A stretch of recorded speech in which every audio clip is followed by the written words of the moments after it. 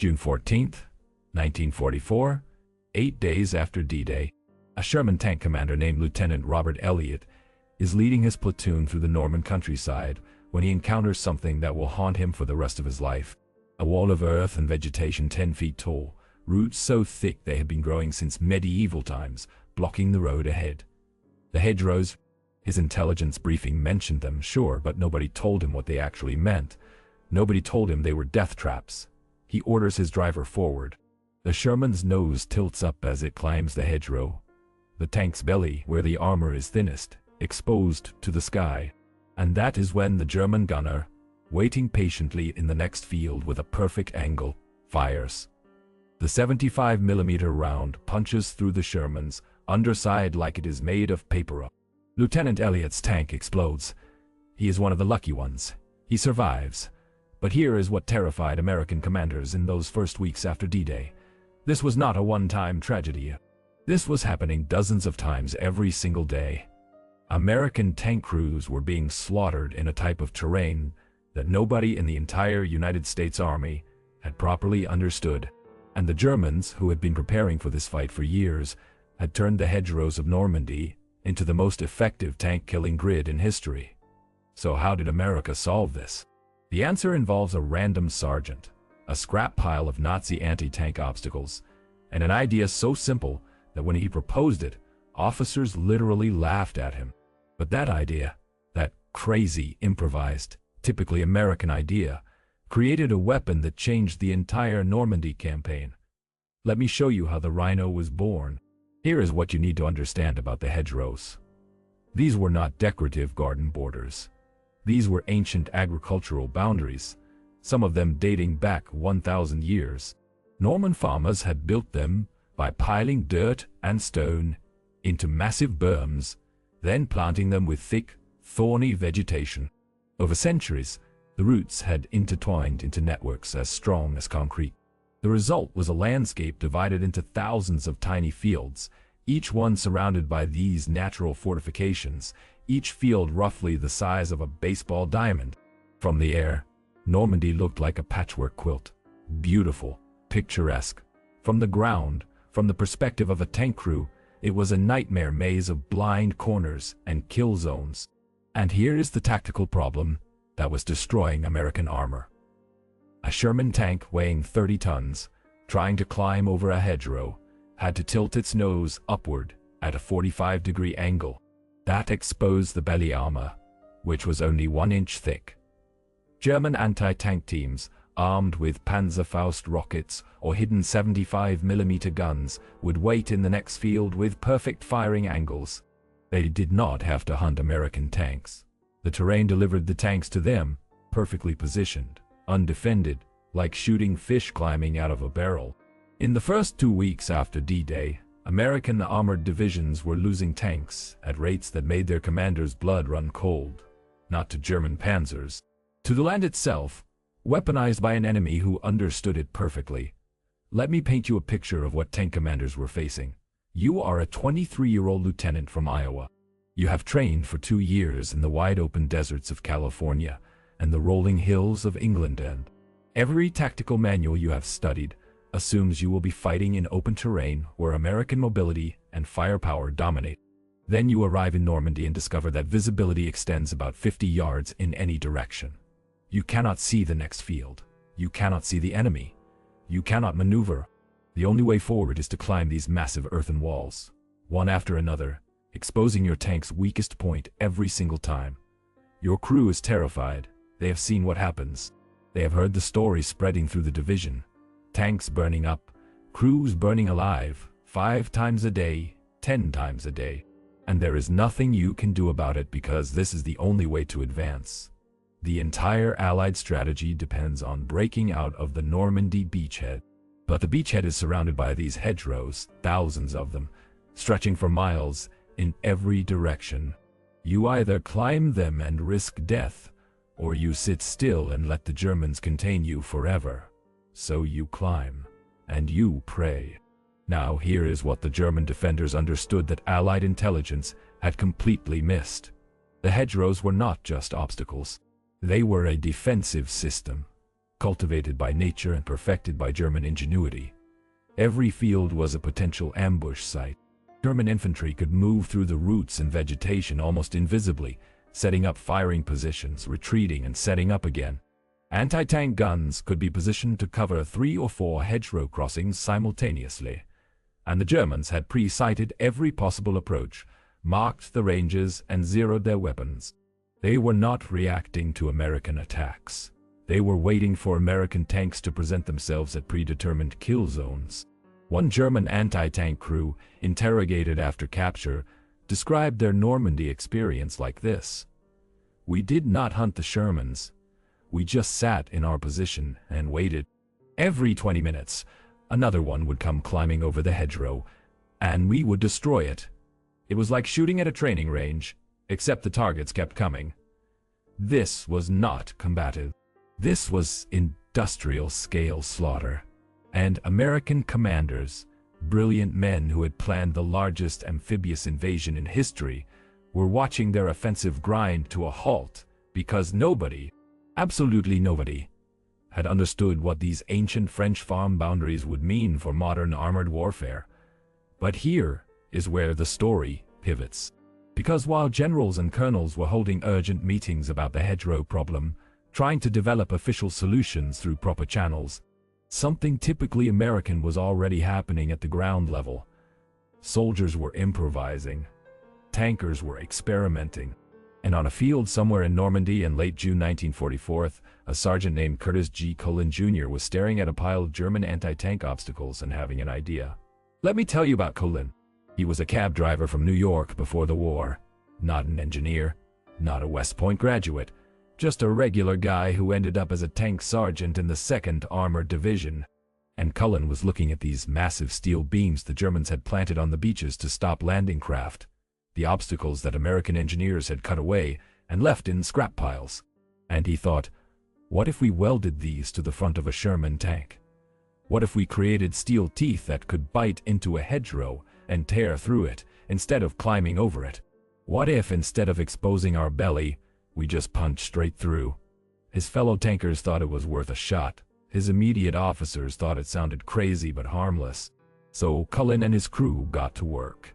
They took sections of German steel beach obstacles, cut them into prongs, and welded them onto the front hull of a Sherman tank. It looked ridiculous. It looked like some kind of medieval battering ram attached to a modern war machine. But then they tested it. June 25th, 1944. A makeshift proving ground behind American lines. Cullen's modified Sherman tank approaches a hedgerow at normal speed. No climbing, no tilting. The welded steel prongs bite into the earth and roots. The Sherman's engine roars, and the tank does not climb. It does not expose its belly. It smashes straight through the hedgerow like a mechanical bull through a fence, churning earth and vegetation, emerging into the next field at full speed. Hull level, gun ready to fire. Everyone watching stands there in stunned silence. Then someone says what everyone is thinking. Holy shit. It works. Word spreads through the division within hours. Within a day, tank crews are scavenging scrap metal and welding their own versions. Within 3 days, the modification reaches division command. And here is what separates this story from 1,000 other field modifications that never went anywhere. The American military, for all its bureaucracy and procedures, recognizes a good idea when it sees one. Instead of demanding months of testing, instead of forming committees, instead of waiting for an official engineering solution, the commanders make a decision that still seems remarkable today. They order the modification implemented across the entire tank force in Normandy immediately. General Omar Bradley personally sees the demonstration and gives the order. Every Sherman in France gets these. Now. But here's the problem. You cannot just issue an order like that without the means to execute it. You need thousands of steel prongs. You need welding equipment at every tank depot. You need standardized designs so crews know what to build. And you need it all done in a matter of days because Operation Cobra, the massive breakout offensive, is scheduled for late July, and every tank needs to be ready. So what does the American military do? They turn to the one resource they have in overwhelming abundance: German steel. All along the Normandy beaches, stretching for miles, there are thousands of German anti-tank obstacles. Massive steel beams driven into the sand, designed to rip the hulls out of landing craft.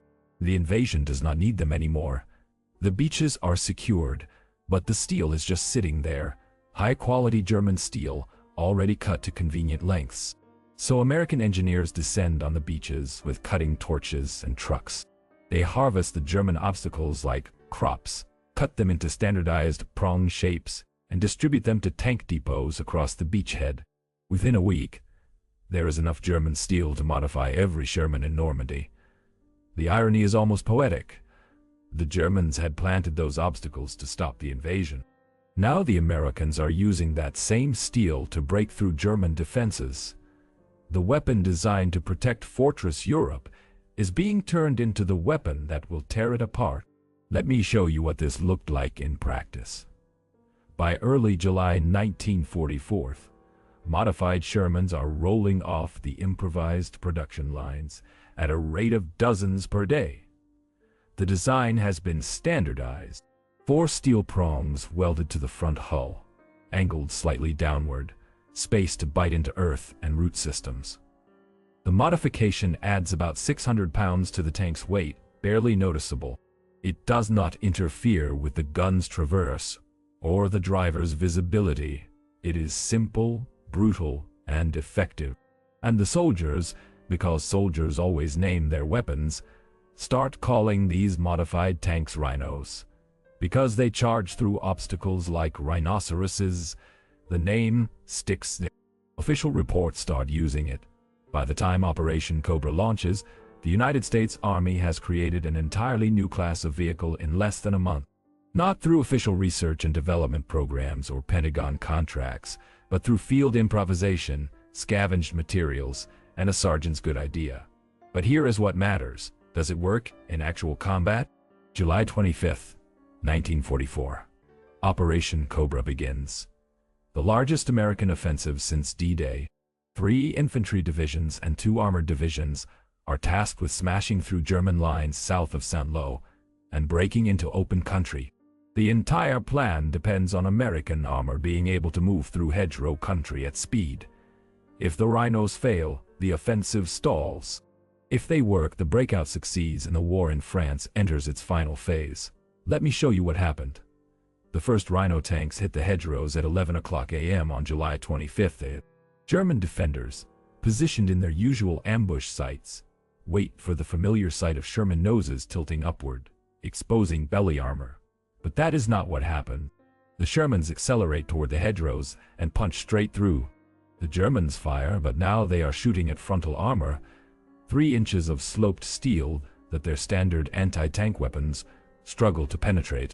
The Shermans emerge into the next field at full speed, guns already traversing, catching German positions from angles the defenders never prepared for.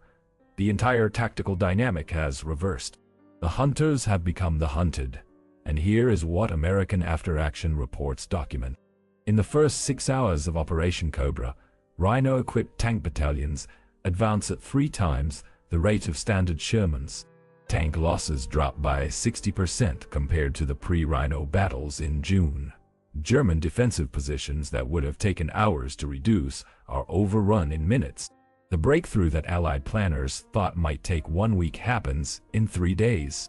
By July 28th, American armor is racing through the Avranches Gap into Brittany, moving so fast that German units are being surrounded and captured before they can retreat. The Normandy stalemate is over. The breakout has succeeded, and military historians will later identify the Rhino modification as one of the key factors that made it possible. But let me take you back to the human level for a moment. Remember Lieutenant Robert Elliott, the tank commander whose Sherman was destroyed on June 14th climbing a hedgerow? He survived that first explosion, was reassigned to a replacement tank, and by late July he is commanding a Rhino. He will later describe what it felt like in an interview recorded in 1987. The first time I hit a hedgerow with those prongs, I was terrified. I thought the whole contraption would rip off and maybe jam our tracks. But the tank just smashed through like the hedgerow was not even there. We came out the other side, and my gunner already had a target. We killed that German anti-tank gun before they even registered what was happening. That is when I realized we had gone from being targets to being hunters. The whole war changed for us in that moment. That is what the Rhino represented. Not just a technical solution, but a psychological transformation. American tank crews went from approaching every hedgerow with dread to attacking them with confidence. The same terrain that had been killing them was now just an obstacle to smash through. And the Germans, who had built their entire defensive strategy around the hedgerows, suddenly had no answer. Now let us talk about what happened to Sergeant Curtis Cullen, the cab driver from New York who came up with this idea. In a just world, he would have been promoted, decorated, celebrated as a hero, and to his credit he was recognized. He received the Legion of Merit, a prestigious decoration. Newspaper reports back in the United States called him a genius. But here is what is more interesting. Cullen himself, in every interview he gave after the war, insisted that he did not invent anything remarkable. He said dozens of other tankers had similar ideas. He said he just happened to be the guy who tried it first and got lucky that his design worked. He said the real credit belonged to the American soldiers who saw a problem, refused to accept it, and improvised a solution without waiting for orders. And you know what? He was right, because here is the bigger story that the Rhino represents. In late June 1944, the hedgerows of Normandy posed a tactical problem that was destroying the Allied offensive. The official response, the proper military solution, would have taken months. Study groups, engineering analyses, prototype development, testing, production, deployment. By the time an official solution arrived, Operation Cobra would have been delayed, possibly into late 1944, possibly changing the entire timeline of the war. But that is not what happened. What happened was that American soldiers at every level, from sergeants to generals, looked at the problem and said, "We will fix this ourselves." A cab driver had an idea. His buddies helped him build it. His officers gave him permission to try. His division commander recognized it, worked and spread it immediately. Supreme Command authorized it without bureaucratic delay. Engineers scavenged materials and standardized production. And within 4 weeks, the entire U.S. tank force in Europe had been modified with a field improvisation that Pentagon engineers never designed and Army doctrine never anticipated. Let me show you the numbers that prove how important this was. In June 1944, during the hedgerow fighting before the Rhino, American armored divisions in Normandy were losing an average of 12 tanks per day to German anti-tank defenses. That's 84 tanks per week. After the widespread adoption of the Rhino in mid-July, daily tank losses dropped to an average of 4 per day. That's 28 tanks per week. The Rhino modification saved, conservatively, 56 American tanks every week. Over the course of the Normandy campaign from July to August, that's roughly 450 tanks that survived because of Cullen's improvisation.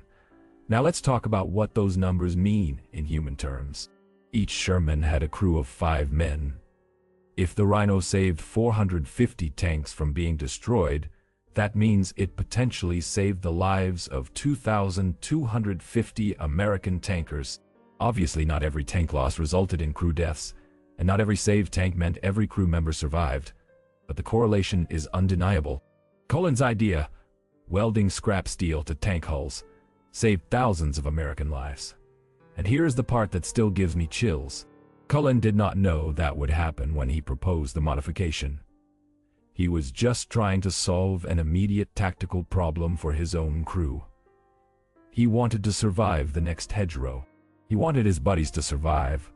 But because the American military system recognized good ideas regardless of where they came from, because commanders acted fast instead of slow, because soldiers were empowered to improvise instead of punished for breaking protocol, that one sergeant's idea cascaded into a force-wide advantage that changed the course of the campaign. Now let us talk about the German reaction, because they had one. And it reveals something fascinating about the difference between American and German military culture. When German intelligence officers first encountered destroyed Rhino tanks in late July and examined the welded prongs, their reports back to command are almost confused. They describe the modification as crude, improvised, and inelegant. They note that the welds are often inconsistent, that the steel comes from scavenged materials, and that there is no standardization between individual tanks. Some Rhinos have 4 prongs, some have 6, and some are angled differently. German engineering doctrine, which prized precision and uniformity, looked at the Rhino and saw a rushed, sloppy field modification. But here is what those reports completely missed. The Rhino did not need to be elegant. It needed to work, and it worked perfectly. The Germans had spent years developing sophisticated anti-tank defenses, precisely coordinated with the Norman terrain, backed by extensive training and doctrine. The Americans countered it in 4 weeks with scrap metal and welding torches. That contrast tells you everything you need to know about why. Despite having better tanks, better anti-tank guns, and better defensive positions, the Germans lost the Battle of Normandy.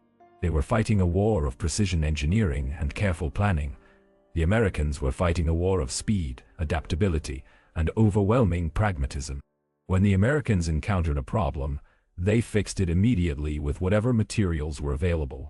When the Germans encountered a problem, they reported it up the chain of command and waited for an official solution that arrived too late. Let me give you one more example that perfectly captures this dynamic. In early August 1944, a German panzer commander was captured near Mortain after his tank was destroyed by a Rhino-equipped Sherman. During interrogation, he was shown photographs of the Rhino modification and asked what he thought of it. His response, recorded in the interrogation report, is fascinating. This is typical American thinking. They do not try to be clever. They do not try to be sophisticated. They see a problem, and they hit it with a hammer until it breaks. It is brutish, it is inelegant, but I must admit, it is terrifyingly effective. We spend months developing the perfect solution. They spend days developing a good enough solution, and then they build 10,000 of them. How are we supposed to compete with that? He is describing the Rhino, but he is also describing American industrial culture, American military doctrine, and the fundamental advantage that won World War II. The United States did not win because it had the best weapons. The Sherman was not better than the Panther. The M1 Garand was not better than the MG-42. But America won because when something did not work, it got fixed fast. And when something did work, it got mass-produced immediately. The Rhino is the perfect expression of that principle. Now let us talk about the aftermath and legacy. By the time the war in Europe ended in May 1945, over 60% of American Sherman tanks in the European theater had been modified with some version of the Rhino attachment. That is roughly 20,000 tanks. The modification continued to prove useful in other terrain. When American forces pushed into Germany, the Rhinos were effective at breaking through roadblocks, smashing through wooden fortifications, and clearing rubble in urban combat. They were not just hedgerow breakers. They were universal obstacle clearers. And here is what happened to the idea after the war. The U.S., the Army, analyzing what had made the Normandy breakout successful, formally incorporated the lessons of the Rhino into armored doctrine. Future American tanks were designed with obstacle clearing in mind.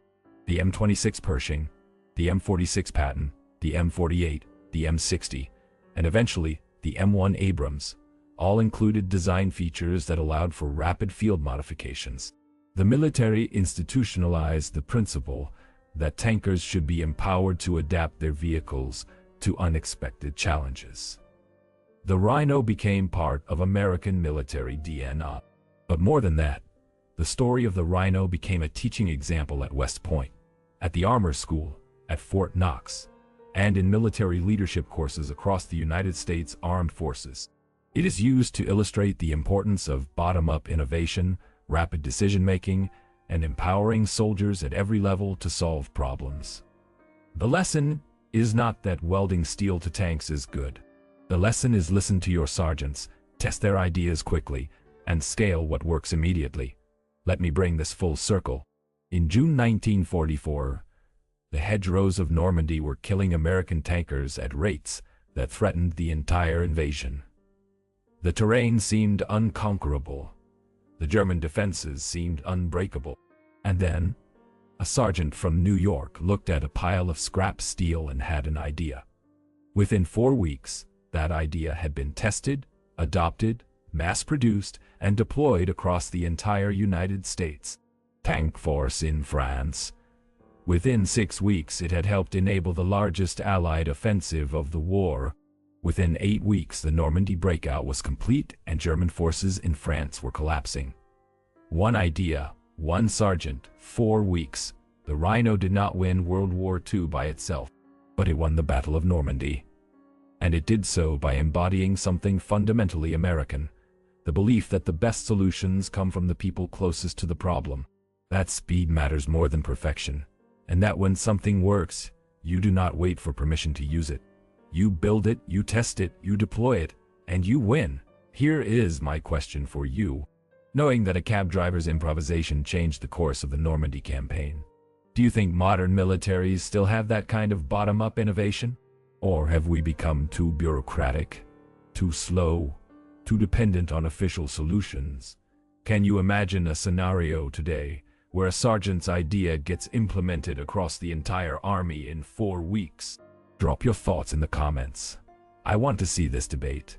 If this story changed how you see American problem solving in World War II, hit that like button and subscribe for more history that shows you the moments when individual ingenuity changed everything.